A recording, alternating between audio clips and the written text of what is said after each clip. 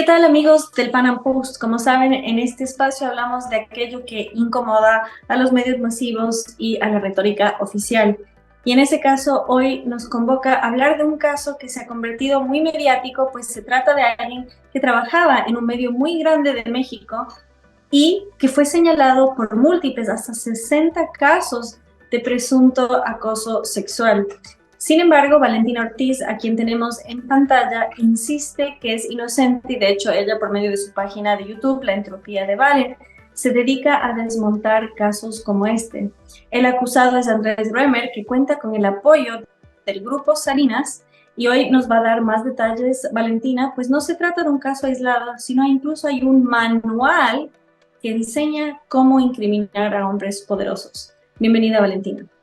Un gusto, gracias Mame por animarte a hablar de esto, que sabemos que es una temática tan impopular y bueno, gente valiente como vos que se atreve a dar este debate se valora cada día más. Gracias. Sabemos que en la retórica feminista se dice que hay que pensar que se tiene madre, hermanas, etcétera, para condolernos con las mujeres.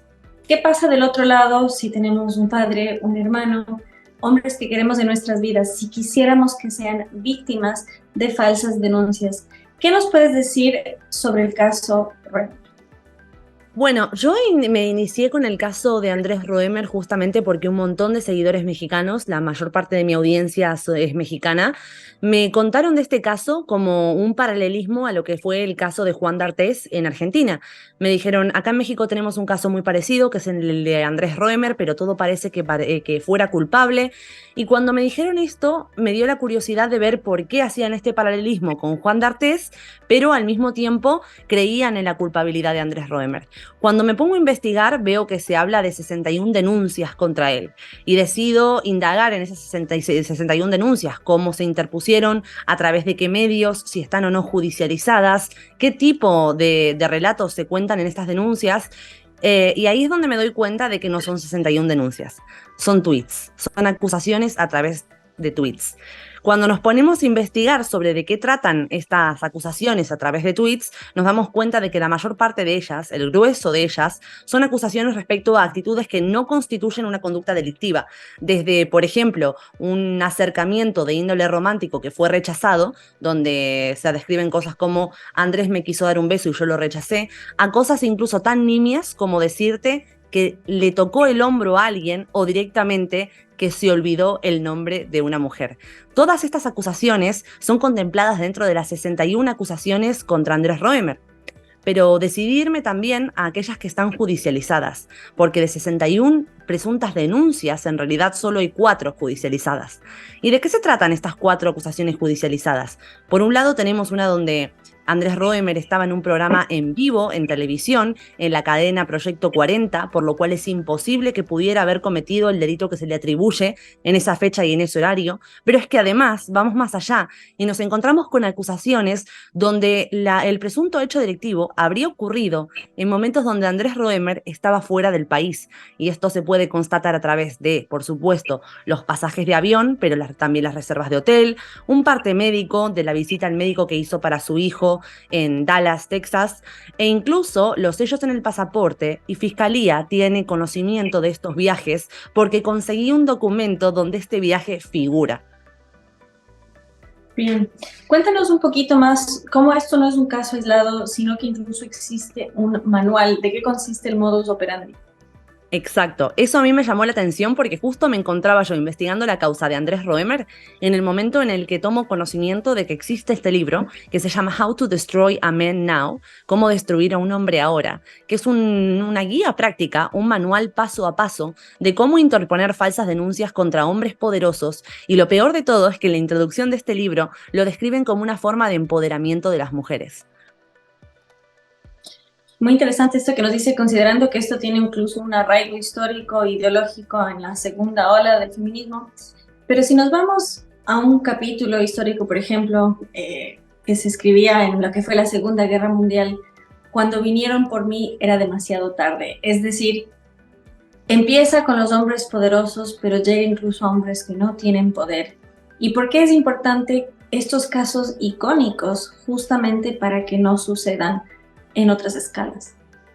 Exacto, de hecho, Me pareció muy acertado un comentario que yo leí el otro día en el informe que publiqué sobre el caso Roemer, que era un comentario que decía: Valentina es una persona que informó de la denuncia falsa contra Johnny Depp antes de que todo el mundo se diera cuenta de que se trataba de una denuncia falsa.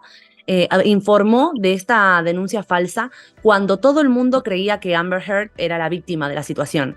Y así como ponía en el caso de Johnny Depp y ponía en algunos otros casos icónicos, casos que son mediáticamente muy conocidos, creo que es importante que podamos llegar a darnos cuenta antes de que sea demasiado tarde. Desde el feminismo siempre se arguye lo de no estar del lado incorrecto de la historia, ¿no? Pero creo que esto mismo lo podemos aplicar desde el lado de la falsa denuncia, donde solo somos capaces de darnos cuenta como sociedad cuando ya es demasiado tarde para enmendar el daño para ese hombre que lo ha sufrido y, por supuesto, para todo su círculo. Porque recordemos que una falsa denuncia no afecta solo a la persona que la sufre, sino a todo su círculo familiar y social. Supone un caos, supone un desastre. Ahora, considerando que tu sexo es femenino, porque hoy en día fácilmente podrías autopercibirte lo contrario, ¿por qué es tan importante que existan voces femeninas, primero por un lado diciéndole al feminismo no hablen ni un hombre, y segundo, dispuestos a defender al hombre? Yo considero que es importante que seamos mujeres quienes estemos dando esta batalla ahora, así como, por ejemplo, cuando se dio el sufragio femenino, fueron hombres liberales como Stuart Mill quienes abogaron por el sufragio femenino. Hoy nos toca a nosotras ser quienes los defendamos a ellos en un contexto donde únicamente cuando hablamos las mujeres es donde se empieza a dar un mínimo de relevancia o un mínimo de importancia a las problemáticas que sufren los hombres. Los hombres han sido despojados de cualquier tipo de empatía básica, mínima, humana. Los hombres no son considerados a ojos de la sociedad, a ojos de la cultura, como ciudadanos de pleno derecho, como podríamos decirle, por lo menos en lo que respecta al plano de lo social. Y creo que cuando es un hombre el que señala las falsas acusaciones contra otros hombres, por ejemplo, el feminismo tiende a arguir respecto del pacto patriarcal, ¿no? De que son hombres cubriéndose unos a otros con respecto a acusaciones tan graves como es el abuso sexual contra mujeres. Pero cuando somos mujeres las que comenzamos a señalar las falsas denuncias, el debate se abre. Porque una mujer, en general, en términos generales, no estaría jamás dispuesta a defender a un hombre que violenta, que abusa o que acosa a otras mujeres.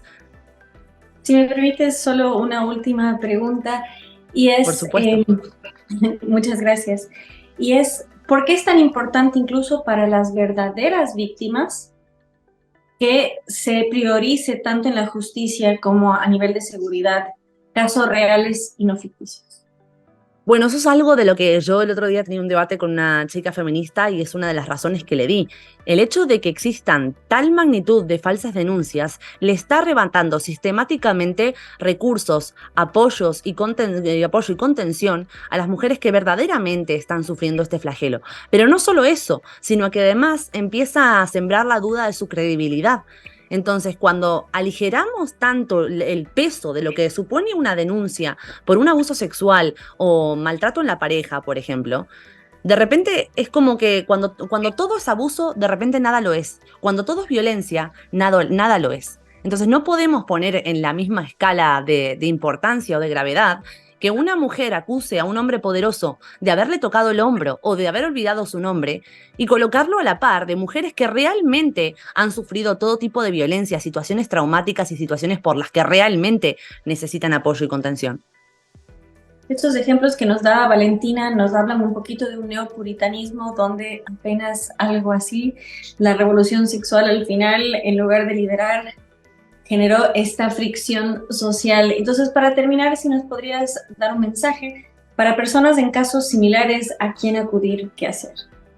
Bueno, primero que nada, siempre que hablamos de una persona que haya sufrido una falsa denuncia, el primer consejo que yo doy, la primera pauta a tener en cuenta es jamás, no importa el país en el que estés, jamás firmar una conformidad o un juicio abreviado.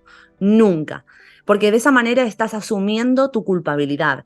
Y cuando existe un culpable, existe una víctima. Esto sirve, por supuesto, para condenarte de por vida y para que tengan las herramientas para atribuirte un delito que no cometiste, pero sino además para inflar artificialmente los números de mujeres víctimas y seguir alimentando redes clientelares interpuestas evidentemente por el feminismo institucional. Eso sería lo primero.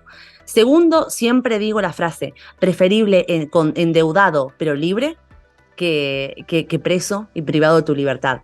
Es necesario buscar un abogado especializado. No sirve el abogado de la familia con el que siempre trabajaste, no sirve el conocido que te cobre un poquito menos, no sirve la persona que te ayudó en un caso en un juicio laboral que también tiene una mínima especialización en familia o en derecho penal. En lo absoluto, tenemos que buscar abogados que ya hayan tratado con causas de falsas denuncias, porque las falsas denuncias tienen una serie de particularidades que son muy difíciles de sortear cuando te encontrás con un abogado novel en este tipo de causas. Esas serían las primeras pautas, pero si me permitís, Mame, para cerrar esto, me gustaría también dar un consejo al conjunto de la sociedad con respecto a cuando se encuentran con una acusación contra un hombre, ya sea una acusación contra un hombre poderoso o contra un conocido de la vida cotidiana. Y es que no esperemos a que tengamos que pedir perdón. Ese es un error que yo cometí con el caso Palermo, y vos eso lo sabés muy bien, donde al principio traté de culpables a 6 chicos que realmente terminaron siendo inocentes, y tuve que ir a la cárcel a visitarlos mientras estaban en prisión preventiva para pedirles disculpas en persona, y desde ese momento me comprometí a ser la vocera de su inocencia, porque el daño que uno puede hacer señalando a una persona acusada que es inocente puede ser muy difícil de reparar. Entonces, no nos dejemos llevar por discursos emocionales, no nos dejemos llevar por la primera impresión. Es necesario que no solo desde la justicia, sino también desde nuestra cotidianidad, seamos capaces de primar el principio de inocencia para cualquier persona. Necesitamos ver la evidencia y no escuchar meros relatos emocionales. Muchas gracias por tu tiempo y tu labor. Un placer, Mabela, ya sabes que siempre es un placer estar contigo.